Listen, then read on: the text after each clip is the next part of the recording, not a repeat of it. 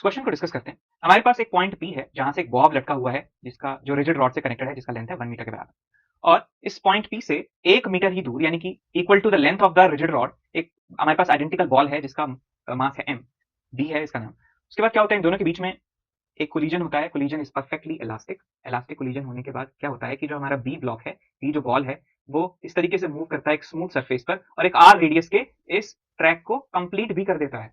तो हमसे पूछा गया है, बताइए आर का वैल्यू क्या होगा, इस ट्रैक का रेडियस क्या होगा। सबसे पहली बात यह है कि ये 60 डिग्री के बराबर है, तो ये यदि 1 मीटर है तो मैं ये कह सकता हूं कि this is going to be 1 cos of 60 which is 1/2, right. तो ये भी कितना हो गया बेटा, 1/2 मीटर हो गया।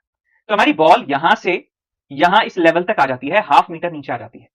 तो आप देखेंगे कि हमारी बॉल बी जिसका मास m है और हमारी जो बॉल है a जिसका मास m के बराबर है, तो a बॉल जो है वो कुछ स्पीड लेकर आएगी। उस स्पीड को v के बराबर कह देता हूं, ये निकाल भी सकता हूं। v का वैल्यू आ जाएगा आपके पास under root of 2gh, under root of 2gh, यानी कि under root of 10 metre per second जो है आपकी स्पीड आ जाती है बिफोर कोलिजन।